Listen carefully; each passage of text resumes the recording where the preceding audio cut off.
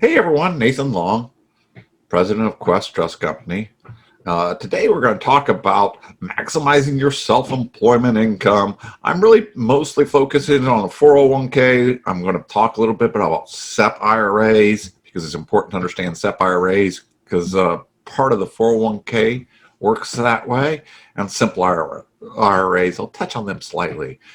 These are so important to understand if for certain people. They don't work for everybody. I've got to tell you that you have to meet the requirements, but a solo 401k has some advantages that no of the other self-directed retirement accounts have, and they can be very powerful. But like with all powerful tools, they can also be very dangerous. So make sure that you're using them and heed the warnings well that I give you in this particular education series. As always, Quest doesn't provide any tax, legal, or investment advice. I mean, don't endorse any products. And this becomes especially sticky when we're talking about solo 401ks. There's a lot of accounting, a lot of requirements, a lot of stuff. We'll try to provide as much education as possible, but I'm telling you, if you're going to choose one of these, you'll probably need some outside accounting type of help, right? Remember that all the materials that we provide are for educational purposes only. And any investing that you do, make sure that you do your own due diligence and understand the investment that you choose and the consequences if it doesn't turn out well and what to do. If you want more information about doing due diligence or what to do, just contact one of our IRA specialists. They might be able to provide information or an educational help for you. So there's all different types of plans that can be self-directed. A lot of people get confused that only a Roth IRA can be self-directed, but there's really all types of plans that can be self-directed, right? There's personal plans. Today we're talking about our employer plans, and but there's also like specialty plans that can also be self-directed. This is like a menu. You get to choose, from a personal plan, traditional. A lot of us have both a traditional and a Roth IRA. Traditionals is where your 401ks and 403bs, 457 plans, they've all rolled into those, but that's a tax deferred account. Of course, Roth IRAs are becoming much more popular, especially now that anybody can convert a traditional IRA to a Roth IRA because the income caps were removed. So that makes it extremely exciting.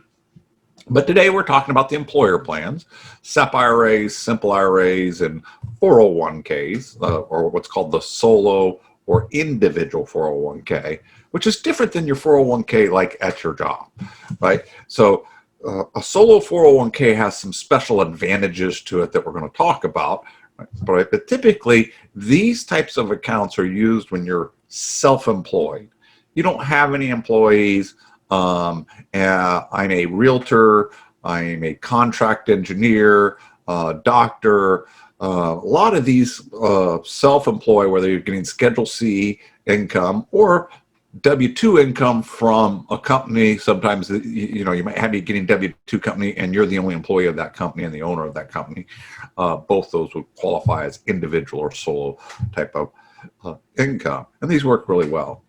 But then if you haven't done it yet, take time to look at our specialty accounts like our covered health and health savings accounts and watch the education on those because, man, that is super powerful.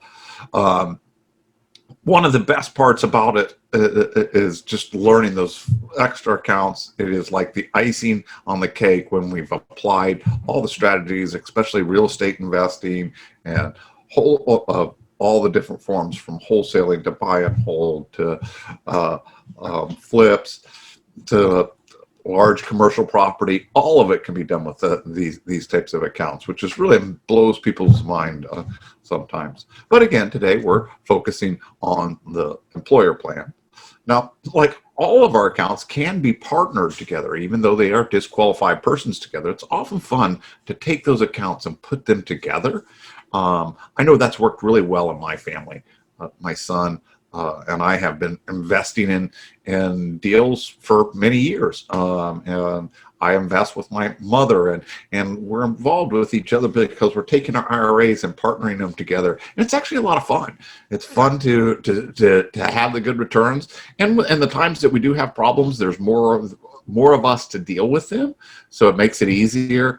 And it's just really worked well. I talk about this all the time in all of the classes, but I think it's one of the fundamental things that help you to build what I call generational wealth building, is learning to partner these IRAs with the other members of your family, because it gets you talking about the investments. You get you talking about the things that you do together. Anyway, I digress. Let's get back to the thing. Now, before we go in, it's important to understand that on all of these accounts, there are certain rules that we have to apply, right? There are things that we can't do with them. And most of them deal with what we call the disqualified persons. There are people who are disqualified to the IRA, right? Who are these people? Well, it's you. You're disqualified to your own IRA. In other words, you can't buy, sell, trade, or extend services or receive a benefit either directly or indirectly from an investment that the IRA makes, all right? Your benefit is down the road when you take it out of the account. You can bring to bear all your knowledge and skills to be a good fiduciary to your account, to help it to grow. But what you cannot do is receive a benefit and they don't want to monitor it, even if it's a fair price or something like that. You can't buy, sell, trade, extend services, which includes credit, by the way, or receive a benefit, like getting paid, either directly or indirectly on there. And in addition to you, there's a group of people who are equally disqualified. Those people include you, your spouse, your lineal ascendants and descendants, their spouses, and companies those people own, control, manage, or highly compensatable. All of those people are disqualified from doing business with the IRA. All right. And again, what they can't do is buy, sell, trade, loan, or extend services, or receive a benefit directly or indirectly. All right, I got through that. I always like to do a little bit of that basic stuff at every presentation. It's a good reminder to know the disqualified people and know the things that we can't do. If you hadn't heard that before, we got other classes that go into it in a lot more depth in there. So we're going to talk about the 3 different employer plans. I'm going to start with the simple IRA. And spend a little bit of time on it. It is the least used one in the self-directed world. And the simple IRA really isn't very simple at all. The simple IRA was designed to mimic a employer type plan like a 401k, but be less complicated so small businesses could use it. The problem with it is, for a lot of small businesses, either a SEP IRA or now the new solo 401k fills in a lot of spaces, but some people still like to use simple IRAs or have simple IRAs in place for other things. Okay, the idea is that, like a 401k, you get to wear 2 hats. You get to contribute as an employer and you get to contribute as an employee. So the employer gets a tax deduction, the employee gets a tax deduction. Is typically how that works, right? So with simple IRAs, they're kind of designed for people with small businesses, maybe even small family-owned businesses or something like that, where you want to provide a simplified employer plan, but not put too much money in as an employer, but have a plan in place to allow the employees to make a contribution. Why I say it's not used very much in the self-directed world is typically you don't want to be self-directing your employees' investment. You would only want to be doing that to yourself. You don't want to take on that responsibility. But this still does work, because your employer, it is, once you make the contributions into the simple account, it is there. So if they could have their simple at a brokerage account, you could have a simple at Quest, and you could still meet those requirements. All right. So let's talk about how it works, right? Who contributes? The employer must contribute to each eligible employee. And then there's some eligibility requirements that you can, file out to get rid of things like very part-time people and things like that. full-time people. People have been there so long, you get those requirements. You get a little set of plan documents. They just kind of come from the IRS, and you can kind of just fill them in. Pretty easy to do, all right? The contribution limit is for the employee. They have to at least earn that amount, right? But they can put all the way up to $13,500 a year in it. And if they're over the age of 50, they could put an additional $3,000, right? There are no filing requirements. So that once the employer makes the contribution, then it doesn't really have to do anything. Unlike 401k plans, you can't loan money to yourself, okay? And you can remove the money from this, just like you can a IRA, a traditional IRA. But like a traditional IRA, if you remove it before the age of 59 and a half, you're assessed a 10% penalty on it. And then there's an additional requirement that is only with this account. With simple IRAs, you have to wait 2 years before transferring or removing any money, or in addition to a 10%, you could be assessed an additional 25% penalty. So that could be pretty tough. It's the only one you got to wait 2 years after you put it in. And the plan is really designed for, like I said, it has to be for people with smaller businesses. We see them. If something you guys want more information in, call one of our IRA specialists and we'll get to you. I'm going to move into something called the SEP IRA. The SEP IRA is really widely used and often used by different people, because if you're self-employed, it can often be used to solve a tax problem from the previous year. And that's why so many people like to use them. If you can understand how a SEP IRA works, you'll understand a big portion of the solo 401k, because the solo 401k has different types of investments inside of it. With the SEP IRA, a lot of people will end up getting a SEP IRA like this. They had a good tax year. They go to file their taxes and find out they owe a lot of money. And instead of paying that money, what they could do is reduce their taxable income by making a contribution to a SEP IRA. And because they allow for pretty large contributions, but as we'll see in just a second, that allows us to reduce our income and pay less taxes. So sometimes the choice is, hey, do you want to give it to Uncle Sam, or hey, do you want to put it in an account for yourself? Most people choose, the B. Now, the other part about it is you can make those contributions for the prior year all the way up to tax filing deadlines plus extensions. So, typical year, that's going to be October 15th. So a SEP IRA is pretty cool because it's really simple in some ways. A SEP IRA is really a traditional IRA that allows for employer contributions. So all the rules that we already know and understand about traditional IRAs, like you have to be above the age of 59 and a half before you can remove it, but once you remove it, it comes out tax-free and penalty-free. The income is tax deferred.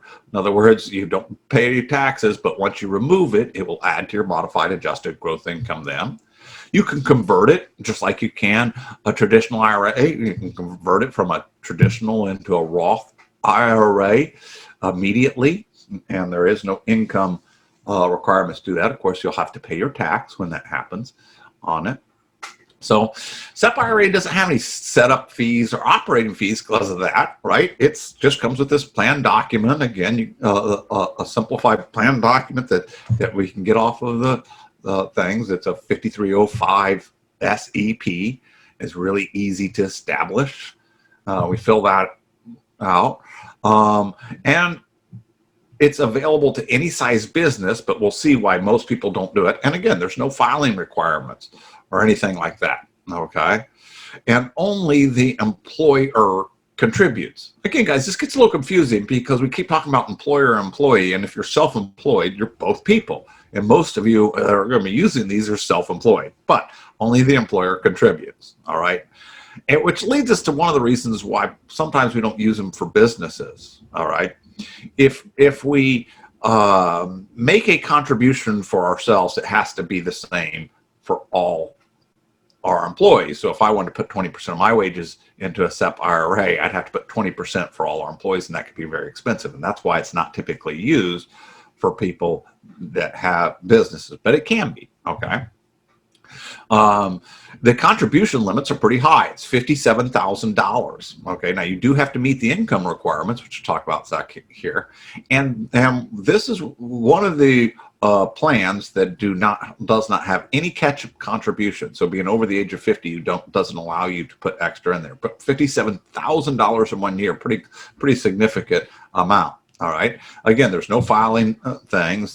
You can't borrow money over it. And just like a traditional IRA, there's a 10% penalty if you're over the age of 59%. How much can you put into the account? It depends on two things. It's the maximum contribution. I talked about the $57,000, but also how much you've earned.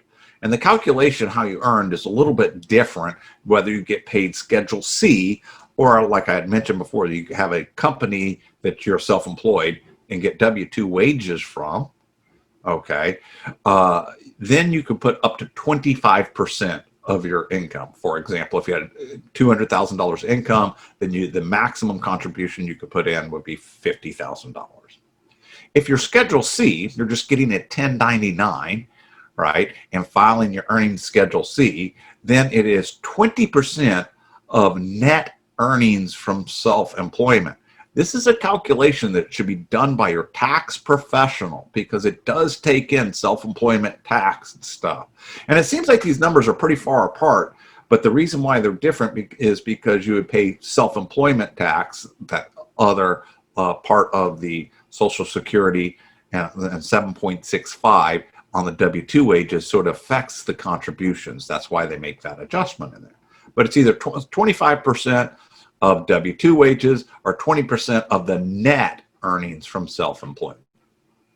All right. So that's how SEP IRAs work. And those are all, again, tax deferred, but we can do Roth conversions and other things, all the things we can do with a traditional IRA. Now we're going to move into the one I really want to talk about, which is the solo. Sometimes they're called individual 401ks, and they work completely different than any of the other accounts that we have from beginning to end. So let's take a look at them. First of all, let's take a look at who should have one, because like I said, they're really not for everybody. First, you have to pay self-employed. That means that you have to have some type of self-employment income that is shown on your tax return. All right, must be shown on a tax return. You know, and again, it could be the W-2 wages or Schedule Cs, and you have to have what we call no common law employees. And because of grouping rules, that would mean with this income or any other companies that you own. Let me give you an example. If I worked at Quest as an employee, I could have income outside of that. Maybe I cut hair on the side. So I have 1099 income and W-2 income from my income at Quest. And I have a 401k at Quest, but that doesn't mean that I can't have a 401k for my self-employment income. I can do that. That's all right. All right. And use a 401k that way. But because it's me, not an average Quest employee, Nathan the president, I also happen to be one of the shareholders and owners of Quest, or the holding company. And that's why I have what's called common law employees. Even though those employees aren't in my haircutting business, they're in my other business, Quest, that would also disqualify me from having them. All right. So why do you want to, what's so cool? What's so different about a 401k, Nathan? Well, let's look at the advantages and break them down one by one.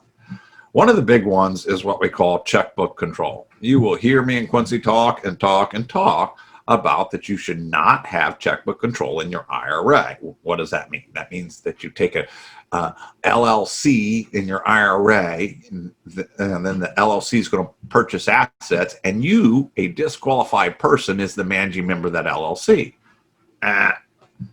That's a big problem out there.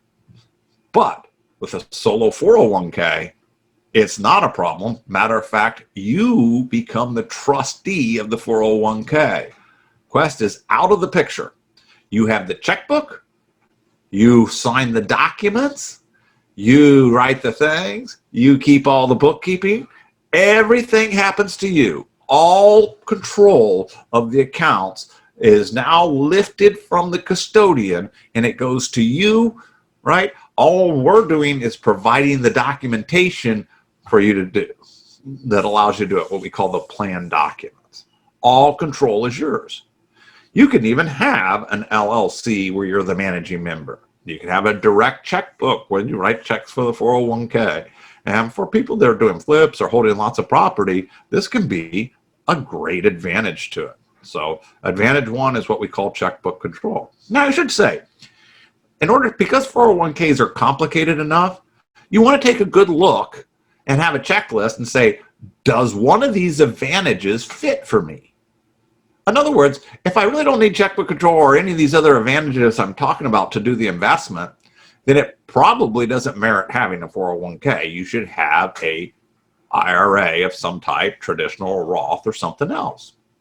Perhaps a SEP IRA, something that's easier to use. But if you really like the idea of checkbook control because you're doing a lot of flips, maybe that's one of the reasons.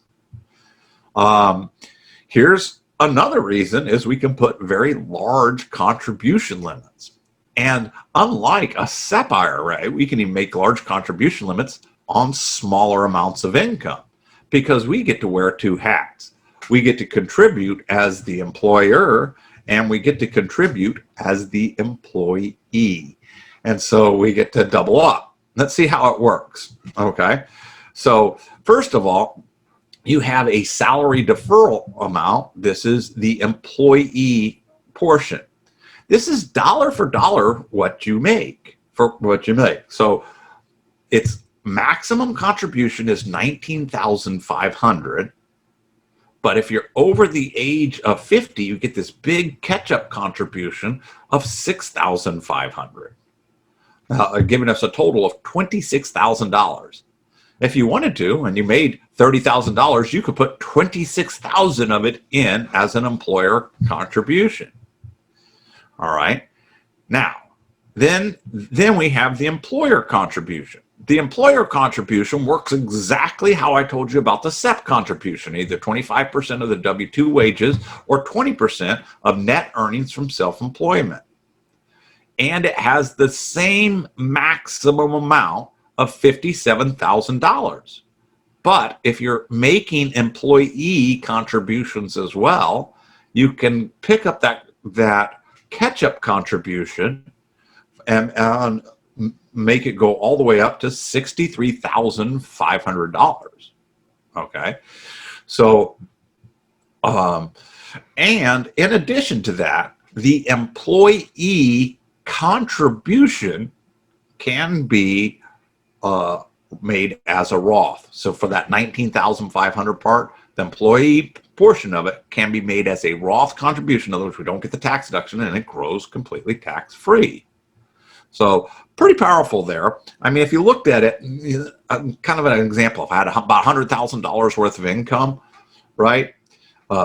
Just for easy, we'll say W-2 wages there. And I want to put as much as I could into my 401ks. I actually get a lot of people that have this because they're real estate investors. So they have Schedule E income. They have a lot of income, but only very little bit of it is what we call qualified to make to an employer plan contribution or a contribution to any type of retirement account. So and if he is over the age of 50, we'd start right off the bat by putting $26,000 into the account, right?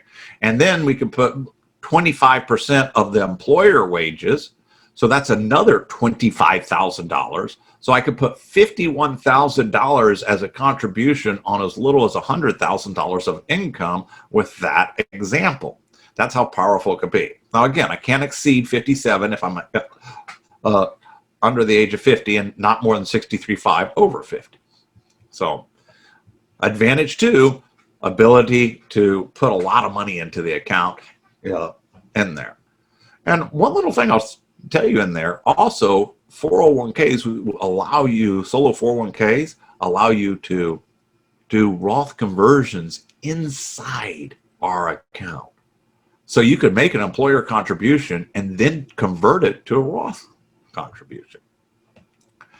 You also, with a 401k, like any other account, no other account, you have the ability to loan money to yourself. I don't agree with this. I don't think you should borrow money from your retirement and savings. That money is there for something else, but you can loan up to $50,000 to yourself at market rates that are amortized.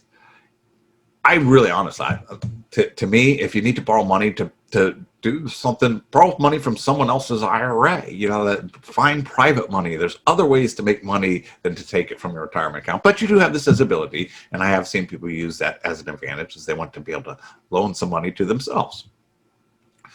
But advantage four might be one of the most powerful things there is on there. You see, a solo 401k has an exemption to a tax that really gets us as real estate investors in the IRA world. And that is, the tax is called unrelated business income tax, and it's a specific part of it. It's as it relates to debt financing or unrelated debt financing. So what we mean by that is when you buy a house and that house has a home on it, or that you buy a house and that house has a loan on it, hopefully it has a home on it, and then your debt leverage. And to the extent that you're debt leveraged, you have to pay tax on that profit. So for example, I bought a house for $100,000 and in my IRA, and I put $40,000 down, and I'm 60% debt leveraged. And let's say I sold it for $200,000, I would have to pay tax on 60% of the profit that I made.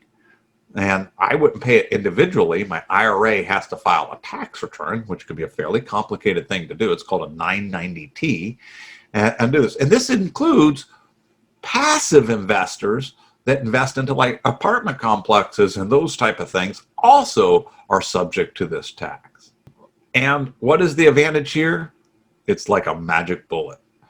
The tax literally just goes away if you do that same type of investment in this account. Now you do have to hold it for over 1 year.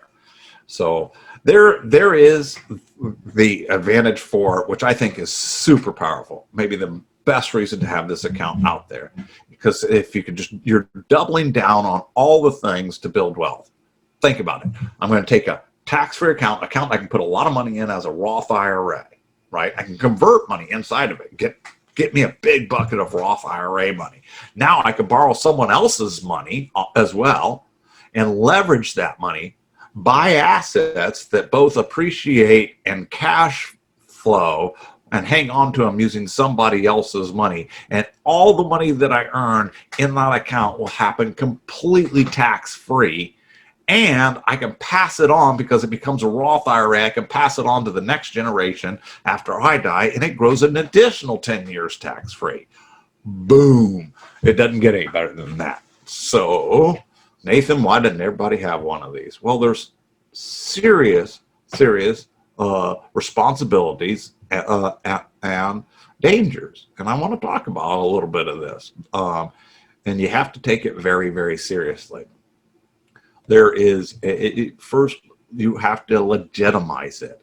And many people have been sold 401ks and they were not legitimized. In other words, the person sold them the plan documents, but they didn't explain to them the importance of how to use and do the proper accounting and legitimizing the account. Well, again, what do I mean by legitimizing an account? Well, you have to legitimize it by making a contribution into that account. And that contribution must be made based off of your income in the year that you started, and it must be self-employment income, and you must show it on your tax return.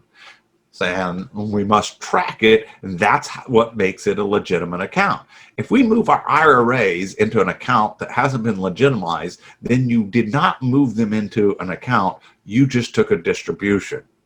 So very dangerous. If you've done this, contact one of our 401k specialists at Quest, talk to them about it. Again, the consultations are free, whether you're a client or not. Talk to them about it, and you might do the thing. So one of the big problems is you must make sure that you're legitimizing it. Next, it's very, very easy to create prohibited transactions. It takes me years to train IRA specialists. You see these young people all the time. Everyone sees Haley out there. She's super bright and her face is all everything. It took years for her to learn, and she grew up doing this type of stuff. So it's very easy for you to do a prohibited transaction if you're not paying attention or don't take time to use the. Now, Quest is there. You pick up the phone and call us and say, this is what I want to do. We'll talk to you, but you're also on your own. If you don't pick up the phone, no one's going to know what you're doing. You have the account. You're doing everything. You're flying on your own. Okay. The administration and bookkeeping can be extremely onerous.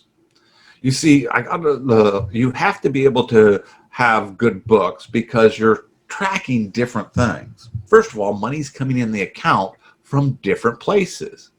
I have money coming in from my old 401k. I'm making a contribution as an employer that's tax deferred. I made a Roth contribution. Maybe I did a conversion inside of it. Each one of those types of accounts must be tracked separately, their money. And of course, while you're doing this, we're investing and the money's coming in and changing and stuff. So we must keep track of these different percentages of ownership, which will always change as we make the different contributions to them. Because the rules in dealing with these different monies as they come out of the account are quite a bit different. And if you don't keep the proper bookkeeping, you might not have, when we start to distribute, you're not going to get the proper tax advantages. This is the reason why we set all this up in the first place. And it's also important to understand that you can move money into the account from your SEP IRA, traditional IRA, 401ks, all of those. But what you can't move in is a Roth IRA. A Roth IRA has to be, once it's a Roth IRA, it can never be moved back into an employer plan. So if one of your things was, I got a big Roth IRA, I'm going to move it to my Roth 401k, it seems like you should be able to do that. You actually can. Here's another caveat. Some people have Roth 401ks like I have here, or some people even have them at their work nowadays. Like Quest, we offer the employee contribution into the 401k plan can be a Roth. So you think, oh, I got a Roth. I got it covered. It's not necessarily true. Remember, it takes two things to have a qualified distribution for a Roth IRA. In other words, tax-free distribution. You have to be above the age of 59 and a half. Same with this. Okay, well, that's common. And here's the second one. You have to have had a Roth IRA for 5 tax years. The problem is a Roth 401k is not a Roth IRA. If you get to the end of the line, right, and then you say, oh, I'm done, I'm ready to out, you shut down your 401k, the money rolls into your Roth IRA, but you just opened it, you have 5 more years to go. So the proper thing to always be doing, and this is whether you have a solo 401k or 401k at work and you're in this situation, is always be running a Roth IRA in tandem with that. Even if it's a small one, you have a small Roth IRA, so you burn off having that 5 tax years. Again, ask an IRA specialist if you have any questions about that. There. Thanks.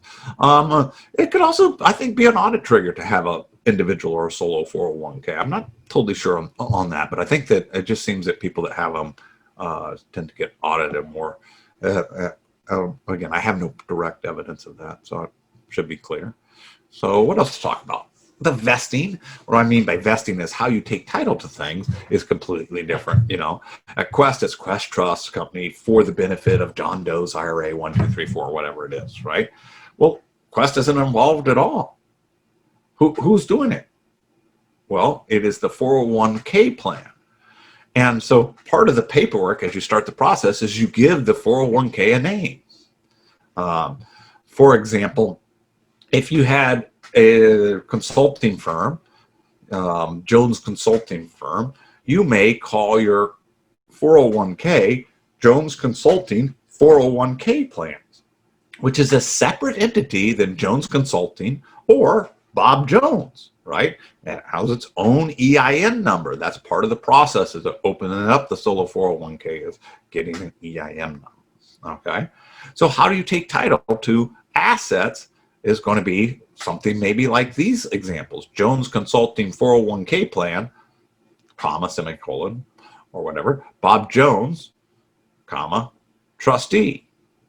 Or a lot of title companies these days, I've been seeing them like to see it this way. Bob Jones as the trustee of the Jones Consulting 401k Plan. Well, again, just for more information, let us know. Call us at there is probably the best. Again, there is a difference between IRA specialist and IRA specialist with a 401k training. So when you're calling in, make sure you indicate that you'd like to have an appointment with one of them. They do only book by appointment because usually it takes over an hour to go over all the information with you, just to make sure that you want, and then we usually send you home to think about it and then come back if you want to do it, because it's a lot of homework, and we want to make sure that with this powerful of a tool you understand it and know how to use it. The consultation, of course, is free. Remember, you can invest in whatever you want, not just real estate, but real estate, private entities, private notes, just about anything that you could take a title to. And like I've said, also, unlike IRAs, you might have IRA with us and an IRA with someone like Charles Schwab, and you transfer your money back and forth. And you do the normal things with Charles Schwab there and do it here. A 401k can actually hold its own brokerage account. So you wouldn't even be transferring, you'd just be moving inside the 401k, which makes it really easy to do. So a lot of choices. It does really work well. It is a very dangerous tool. You must understand the accounting. You must be good at doing the accounting, and you'll probably need a little bit of help with it. There's also other filing requirements. Once it's been increased to over $250,000, you're going to have to file, and over $1 million, you're going to have even additional filing requirements, 5500s that you're going to have to file. So it's a little bit easier if it's below 250,000, but as the value of your account grows and gets bigger, you're going to have additional filing requirements as well. So how do you get started, or what you do is you just simply write an email. You can call us. You can even get on our online chat service that is manned by our IRA specialist during working hours. So, and just say, hey, I'd like some more information, and spend some time with a 401k expert. One of our IRA specialists will get on the phone with you. They'll go through it a little bit with you to make sure that you qualify and that this is an appropriate type of account for you. Then we'll set you up an appointment with one of our 401k specialists. That, like I said, it takes a good hour plus. They'll go over it with you, and then if after you've gone through that if that's something you want to move forward with, we'll start filling out the plan document paperwork with you.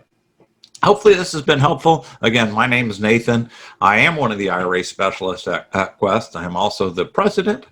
If you have any questions or anything, just hit us at iraspecialist@questtrust.com. Thank you so much, and enjoy your day.